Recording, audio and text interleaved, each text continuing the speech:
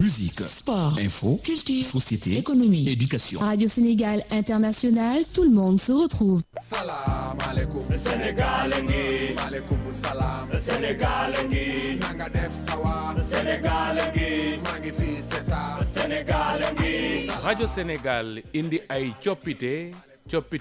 ngir li gën waaye ngir li leen di bégal rajo Sénégal fii la jant bi di fenkee bu juróom benni waxtu jotee ci suba gi Salam Sénégal ay xibaar yu wér te bees ay archive ay fàttaliku ak i chronique bu leen ko kenn nettali juróom-ñaari waxtu ñaari journaliste di leen jukkil xibaaru réew mi ak bitim réew juróom-ñetti waxtu waxtaan ak ganuk Salam Sénégal juróom-ñetti waxtu bu tegalee fanweeri minute Allô Sénégal di jox kàddu gi askan wi plus près de vous émission buy bég ci yéen te di leen yokk bànneex bégee di leen bégee xumbal ak xumbute ba mi di jot rajo Sénégal di leen jox xibaar yu wér te wóor di leen bégal saa su ne. voilà jërë ngeen jëf ci seen ànd ak ñun rajo Sénégal Salam Sénégal le grand entretien bu Salam Sénégal Adja Fatou Sarr ginnaaw ba ma la nuyoo ma bàyyi la ak sunu gante yi. maa ngi lay fay Arona Diouf di nuyu mboolem auditeur u Salam Sénégal di am mbégte nag ni ki tey Arona dalal nag ku màcc ci li nga xam ne moo di nag wàllu tas xibaar mu di rek journaliste bi di El Hadj Gorgui Wade Ndoye mu di directeur magazine di panafricain continent premier.com moom moo di initiateur gingembre littéraire li wundu waxtaan wi tey maa ngi lay nuyu El Hadj Gorgui Wade di la dalal. di leen di nuyu auditeurs yi ak ñi ñuy seetaan. di remercier encore une fois rajo bi. Et je disais tantôt que Radio Sénégal de manière générale ak international bi. da ngeen yàgg nekk ay professionnels. Et au niveau de tous les régimes vous avez gardé ce professionnalisme-là boo xamante ni tey vraiment c'est tout à votre honneur di aussi remercier seen direction bi et la direction générale. Merci beaucoup. Alors El Hadj Gorgui Wade d'abord lan moo wundu gingembre littéraire ak lan lay signifier. waaw gingembre littéraire soo déggee gingembre rek yaa ngi xalaat garab bi yaa ngi xalaat luy faj yaa ngi xalaat loo xamante ni dafa saf mais waaw dañ doon bañ a wax café littéraire xam nga bu jëkk daje lu wër si wàllu téere dañ naan café littéraire mais comme ñun dañu bëggoon gën a saxal Afrique mais aussi saxal Afrique bi da nga koy aussi yaatal ndax Afrique mooy berceau de l'humanité mais damay wax ne soo ne berceau de l'humanité fii la nit jóge da nga siy boole civilisation loolu mooy dëgg beneen bi mooy que comme ni nga ko xamee yéen ñi ay journalistes yu màcc si seen liggéey ngeen mooy que soo ñëwee si dëkk tubaab yi suñuy wax Afrique ba tey am na si ñoo xam ne ñu ngi wàññeeku dañuy yaakaar ne dëkk benn dëkk la déjà alors que Afrique continent la nit ñi dañuy feebar amuñu fayda corruption ba def fa bëri sida ba def fa bëri et cetera ñun ñu doon doomu Afrique xam luy Afrique dëkk ak ñoom jàngandoo ak ñoom xam na ñoom aussi gënuñu ñu si dara te ëppale ñu dara ñu war leen wax au lieu que ñuy xeex ak ñoom nañu indi xam-xam teg mën a wax ak ñoom mais beneen bi tamit du rek wax ak tubaab bi parce que soo nee wax ak tubaab bi rek da ngay bàyyi aussi yow waxtaan bi nga war a waxtaan sa biir c'est que waxtaan bi ñaar la nañu waxtaanandoo suñu biir si suufu garab bi suñu paree nag jàkkaarloog ñeneen ñi si adduna bi wax leen suñ ko defee ku nekk indi la nga am su ko defee nag ñu jël civilisation bi bu yëkkati ko comme ni ko Senghor di waxee rendez-vous donné ak recevoir rek mu mel ni nag li nga xam ne moo di gingembre littéraire di pencu waxtaan boo xam ne nag juróom-ñaareelu édition bi yaa ngi ko yóbbu ba diwaanu Ndar pourquoi déjà choix wu Ndar ak bu ñu xamee fi nga jaar ci Ndar yéen doy waar kon xam ngeen ne fa laa jàngee daal bon Ndar parce que Ndar suñu ñëwee ne dañuy waxi environnement changement climatique mënoo bàyyi Ndar mënoo bàyyi Tëngéej même Dakaaru gii sax waaye Ndar dafa nekk ci situation bu doy waar. am na suñu yenn collègues yi d'ailleurs jour bi nga xamante ni nañuy waaj a dem Ndar le 25 ñoom ñu génne ci seen journaux télévisés ne ndax de balaa muy yàgg dina dañ ci carte àdduna bi xoolal loolu rek bon ñun am nañu ay boroom xam-xam ci wàllu wu ne muy journalisme muy environnement muy politique muy économie et cetera ñu ne nañ jël nag ñun suñu ay boroomi xam-xam boole ci tamit ñeneen parce que du woon rek ay sénégalais wala ay africains ñoo fa nekkoon jël tamit ñeneen ay tubaab yoo xamante ni ñu ngi fi te am xam-xam ci wàllu woolu ñu ne lañ leen toog ñu waxtaan jël nag ki nga xamante ni bon suñu xarit la tamit jàngee woon ak man avant muy dem continuer jàngam feneen muy Ali Tandian ne ko diriger comité scientifique bi moom mooy directeur observatoire migration léegi nag gingembre bi su ñëwee ci dëkk wala waxtaane lenn day seet ñi nga xamante ni ñoo ko mën ñu jox leen kàddu bi yëkkati leen ñu mën a waxtaan surtout tamit ak nguur gi mais ak xale yi loolu pour man c'est très important beneen bi mooy que ñun ñu ngi ko organiser ak bibliothèque bu Gaston Berger organiser yi tamit ak waa CROUS ak CRDS parce que soo ñëwee ci dëkk yi ña fa nekk da nga leen di jox seen gëdd waaye initiative gingembre littéraire bi suñu association continent premier bi nga xamante ni mu ngi jëlee tuxam ci journal boobu ñu créé pour mën a waxtaan ak àdduna bi Ndar lu ko waral mooy fa nañ jàngee dëgg la problème bu changement climatique bi nekk parce que soo xoolee géej gi xaw ma dex gi mu ngi commencé jël foofu lu bëri gis nañ tamit xorom bi mu ngi yàq fii nga xamante ni moom nañ doon bayeef bi demeetul noonu amaana sax picc yi am na beneen question boo xam ñun bi ñuy def suñu concept bi boolewuñu ko si woon muy culture dañuy fàtte ne kii nga xamante ni fa mu nekkatu fa changement climatique war a am bu war a dem feneen dina bàyyi culture am foofu loolu aspect boo xamante ni la ku mel ni professeur Moussa Sow moom pël la mu expliqué tamit mbokku pëlëm yi nan nañuy dundee loolu bi mu paree exposé yëpp déglu loo ñu riiti xam nga loolu mooy gingembre bi gingembre bi xam-xam la waaye nite oyof ak ree parce que man loolu laa gëm mooy jàng sànq si suñu waxtaan bi ñu doon amal laataa ñuy dugg ci studio bi yaa ngi may limal ay turu kàngam yoo xam ne bokkoon nañ ci penco bi foofu lee ca diwaanu Ndar sommité yooyu lee nga dajale ngir ñu waxtaanee li nga xam ne nag moo di coppite ñeel jaww jeeg migration ak lu ni mel idée boobu naka la dikkee waaw soo gisee Ndar nag ñu am mën naa wax professeur Aminata Niang bu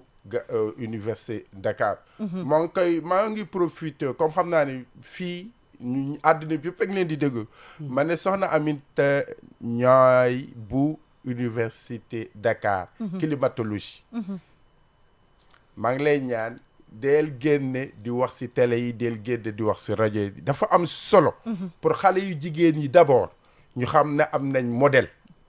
jàngkat doon jigéen dëkk ci dëkk bi beneen bi mooy que ñu mel ni wax naa léegi Ali Tandian am na directeur u ISRA ñëw fa ñu aussi invité ambassadeur bu Luxembourg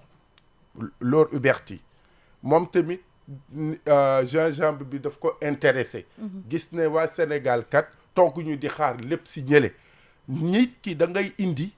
keneen indi ngeen boole ngeen tabax ak ñeneen mais xam naa sa question bi yaa ngi ne ma fan la gingembre bi jóge question bu am solo la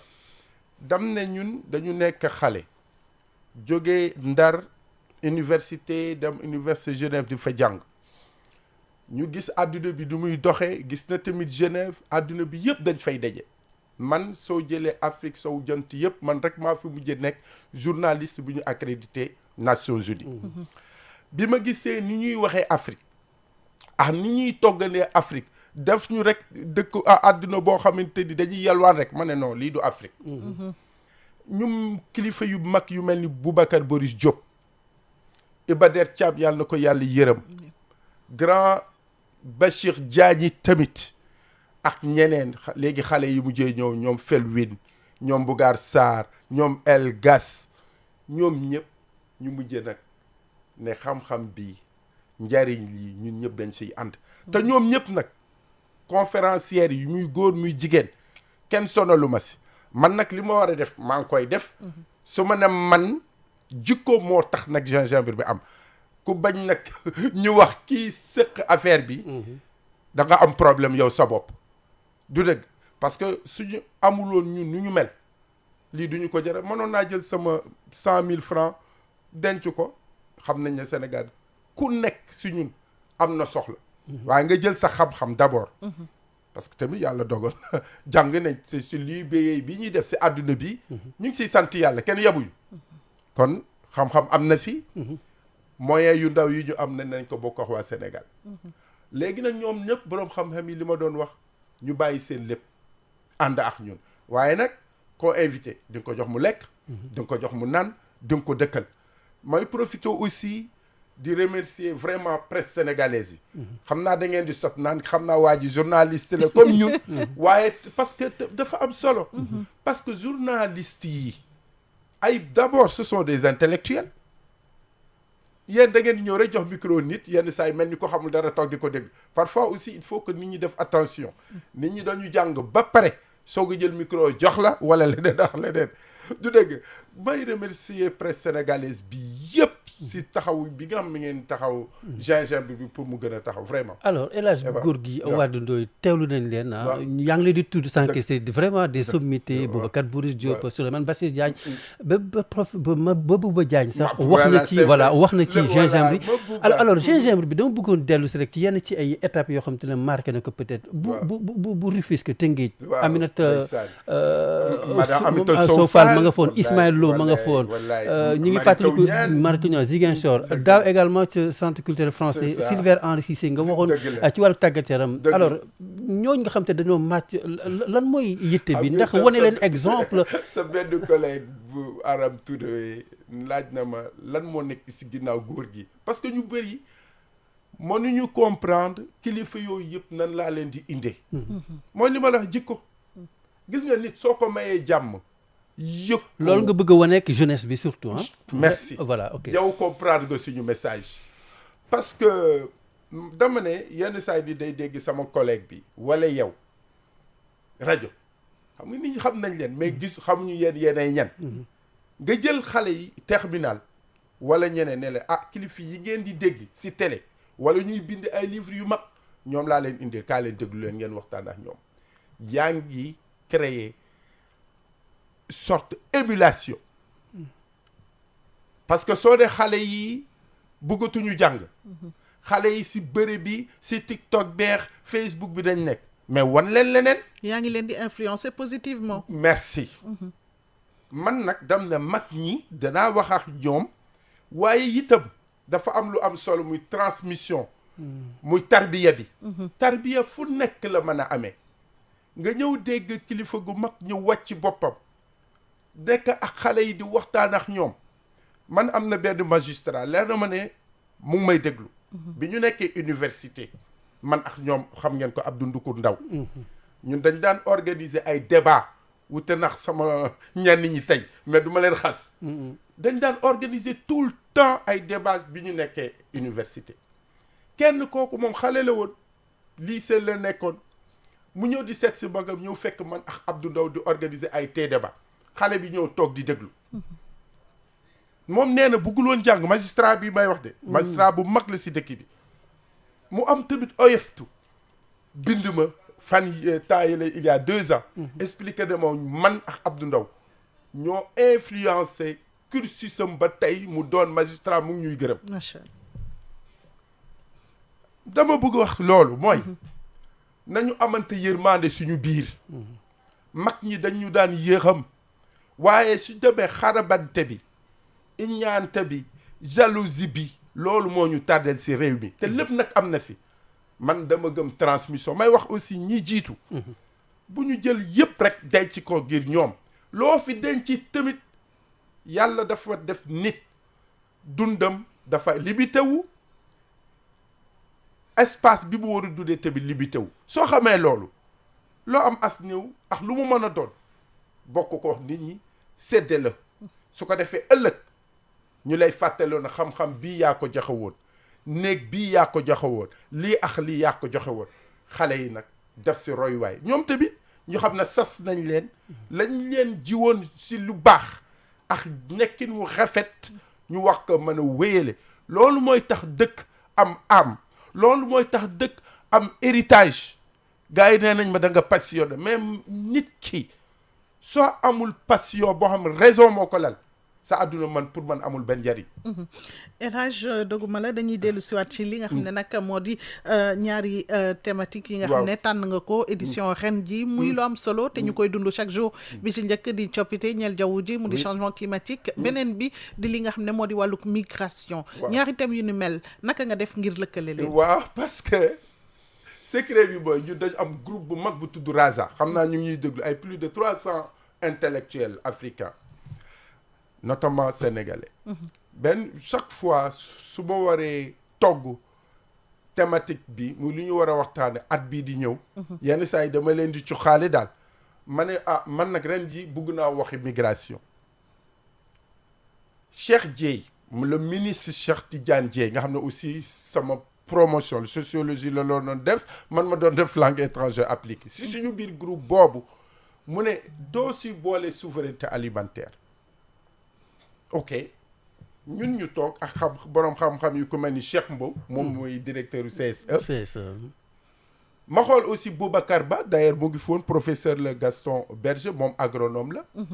après ma oo Ali Tandia moom aussi spécialiste sur le migrant Cheikh Mbow def méthodologie note conceptuelle Ali Tandia def note conceptuelle après ñu croiser ñaari note conceptuelle yi xam nga lan mooy lien bi man nga dégg ne kii nga xamante ni mu ngi war a bay changement climatique bi tax fa mu war a béyee xorom am fa ndax géej gi moo dox ñëw jël foofu bàyyi fa loolu xam nga kooku mënatul bay kii nga xamante ni da daan napp jën yi dem feneen ndax courant yeex yeneen ak yeneen dang naan ko toogal Ndar dang naan ko toogali Tëngéej te moom war a dundal njabootam kon léegi kooku su bàyyee liggéeyam fa mu nekkoon bayeef ba daf fay wàññeeku pêche bi daf fay wàññeeku est-ce que comprendre nga baax bu wax kon ki nga xamante ni beneen bi aussi man li ma doon gën a xalaat mooy que au départ mooy que ñun ñu ngi wax rek immigration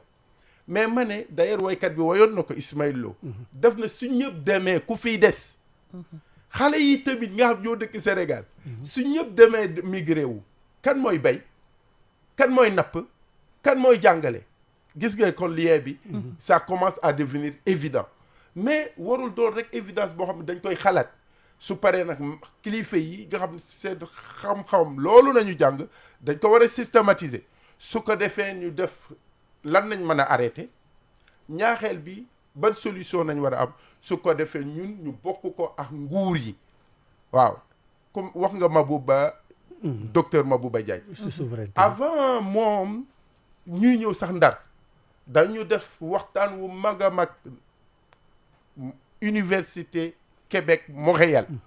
ak bibliothèque Saint-Michel 8 ak 9 novembre bi ñu génne nii donc 2 semaines ñu ñëwaat fii Sénégal moom comme mënul woon a ñëw ndax liggéeyu gouvernement bi dafa diis boobu aussi suñu jeune frère muy suñu kilifa muy premier ministre oote terrain biti xam nga Sonko moom kenn mënul concurrencer ak moom mais bon ñun nag ñoo jëkkoon a oote suñu ndaje xam naa dem naan ko beneen yoon su góor gi oote gingembre bul kii bon léegi Mabouba def déclaration bu mag mu discours fondateur wax nan la diaspora bi war a ànd ak suñu état yi pour seen politique souveraineté yi dem xam nga loolu dafa am solo mu wax tamit si wàllu agriculture loolu daf ñu liewaat ak waa Ndar si wàllu agriculture bi ñun ñi nekk si yeneen i dëkk nan nañ si mën a jàpp ba souveraineté alimentaire bi mën a am gis nga kon day wane ne dañu Il y a jógee ce lien là. voilà Montréal ñëw ndax Sénégal avant boobu ñu toj nag Genève comme li que gaañ bi doon wax parce que Genève beneen lien bi mooy le 1er décembre mooy démb président ak nguur gi lan lañ doon def tirailleur ñun mois de mai bii passé journée mondiale de l'Afrique conférence internationale de gingembre organisée sur réparation yi mooy lii ñu defoon maam yi nan nañuy mën a def ba ñii leen ko defoon li nga xamante ni dàmpaay voilà ñu indi ay dàmpaay te dégg naa ne démb nguur gi wax na si ñun on ñu ngi liggéey si loo xamante ni njariñu Sénégal la njariñu Afrique la mais soo ne njariñu Afrique njariñu Sénégal yaa ngi wax njariñu nit te adduna bi yëpp nite mooy tax ñu bokkoo ku liggéeyal Sénégal liggéeyal Afrique rek yaa ngi liggéeyal adduna bi yëpp ma ngoog kon nag El Hadj Gorgui Wane dañuy desandi ci li nga xam ne nag moo di jafe-jafe ñel jaww ji ñu nemmeeku ca diwaanu Ndax nga xam ne nag wàllug érosion côtière loolu yëpp am na ci te dafay am njeexital ndax mën naa nag delte ginnaaw li nga xam ne moo di wàllug koom bëgg-bëgg bi moo di loolee bañ a am ngeen yaakaar ni waxtaan yi mën naa jur solution ba ñu mën a nag taxaw ci li ni mel. mooy adaptation sooy di dund fenn fa nga di dund commencé di jaxasoo ndax jaww ji mënoo ko teg da nga war a xool nan nga war a toogee kii di bay am na ay semence muy jiw yi yoo xamante ni dina la mën a permettre soo waroon a toog ñetti weer pour mu nga am résultat amaana benn weer mën nga am ay résultat loolu ñii nga xamante ni ñu ngi si wàllu agronomie bi wax nañu si wàllu pêche bi aussi muy napp gi wax nañ nan nañ mën a def ba ñun ñu mën a am loo xamante ni dinañu permettre ëllëg ak tey surtout tey parce que soo ne ëllëg da ngay wax tey suñu souveraineté alimentaire boobu ñu doon wax tam mu soxla lool nguur gi ak Mabouba Diagne incha allah ñu war si mën a ànd beneen bi mooy que aussi comportement la nan nañu mën a def yaraat ñun suñu bopp ba nga xamante ni ñii ne Ndar dafa war a jóge si àdduna bi ñun nan nañ am ay solution yooyu yëpp am nañ synthèse bu mag bu ñu def incha allah dinañ ko séddoo ak yéen ki nga xamante ni professeur Balde ndeysaan moo ko def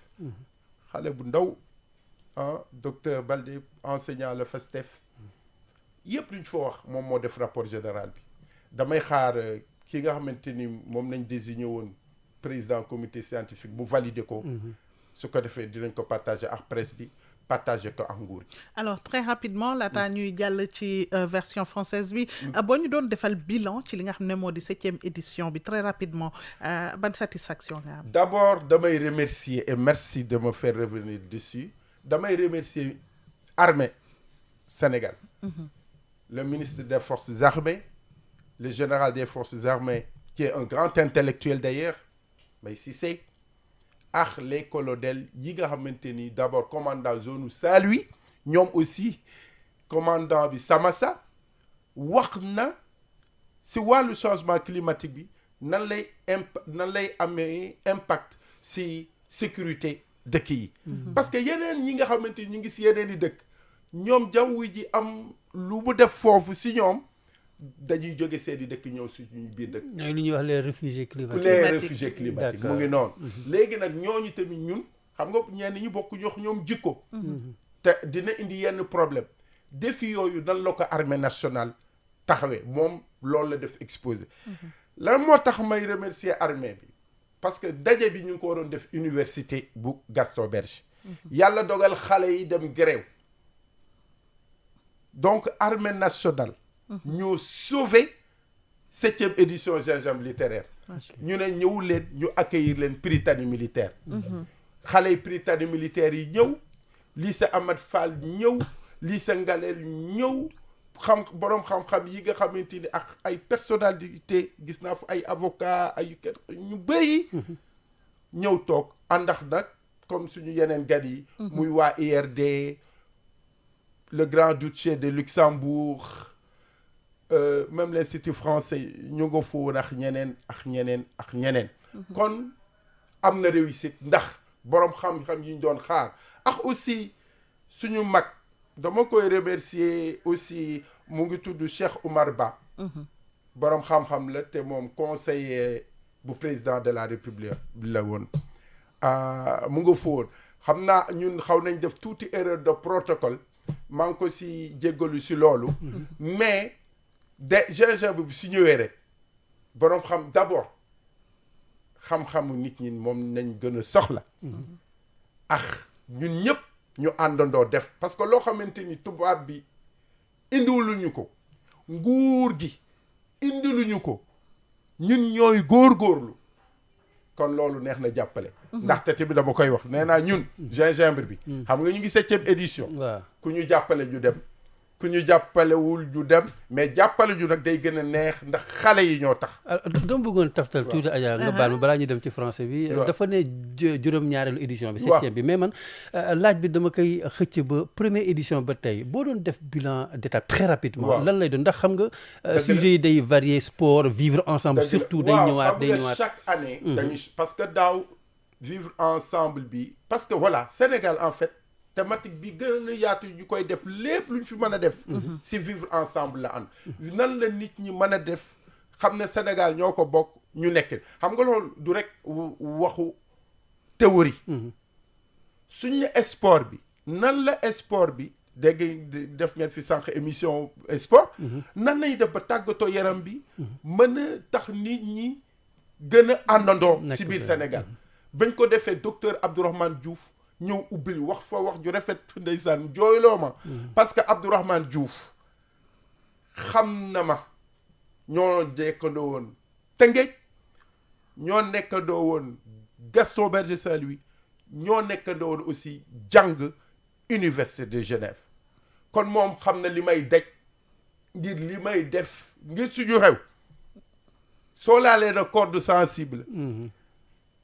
moom moo ko mën a xam parce que ñu bëri dañ lay séen xam nga Sénégal dafa xaw a doy waar mais man seetuma loolu ndax kenn nag amul fitu ñëw taxaw naan ma nangam ak nangam mais am na ñoo xam ne peut-être waa ji lu muy def pour lan la xanaa dafa bëgg lii bale bëgg lii yàlla dogal na nag ñun suñu daje ku ñëw ñu yëkkati la wade la bu Jóob mu ngi koy wax mu ne góor gi li muy def yëpp ñeneen ñi lay yëkkati Sénégal lay yëkkati Afrique lay yëkkati Souleymane Bassirou Diagne wax loolu ñooñu ñooy samay mag si wàllu xam-xam ñoo may samay mag si wàllu nekkin te ñoom ñaar nee naa leen soo leen gisee góor gi ëllëg mu changé doxin oo leen ma ngeen téye sama nopp kàttama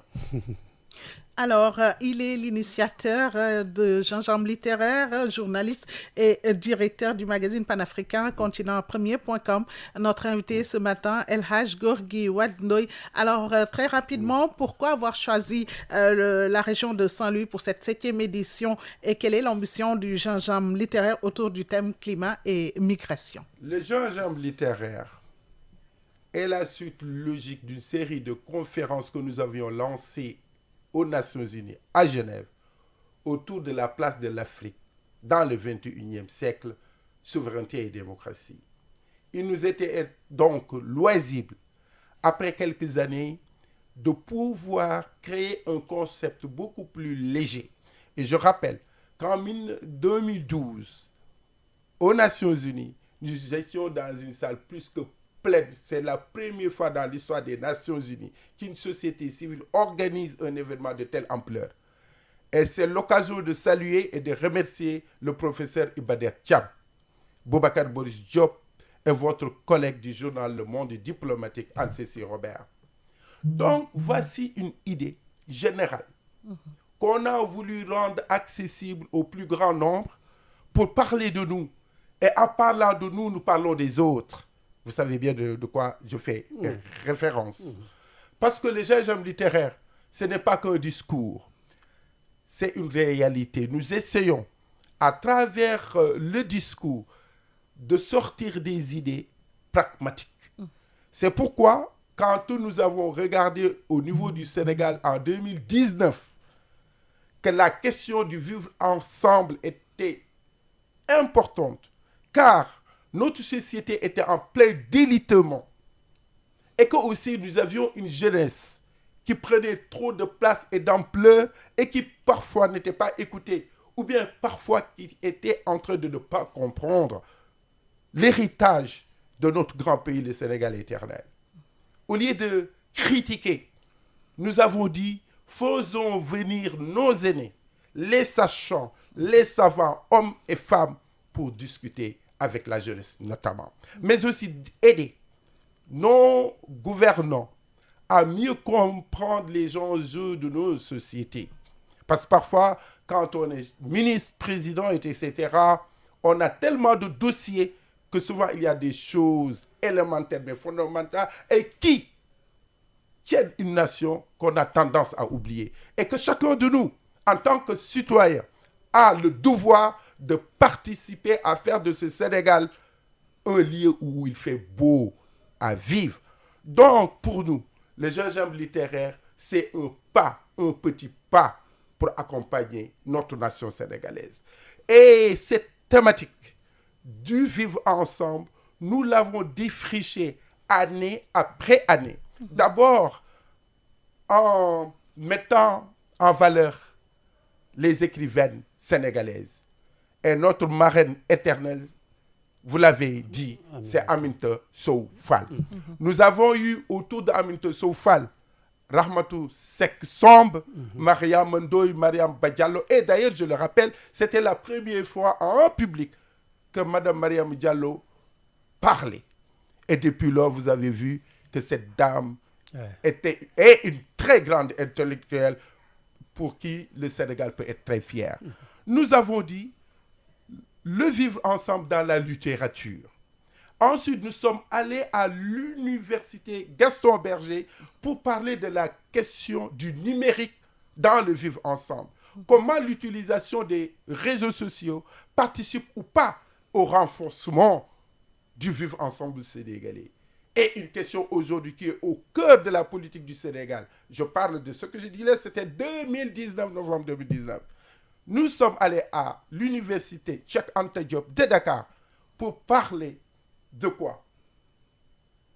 De la place de l'économie, de la souveraineté économique. Pour dire, balanga na nam nek fa, pour dire que nous devons prendre d'abord le Sénégal, ses intérêts, avant de parler d'autre chose.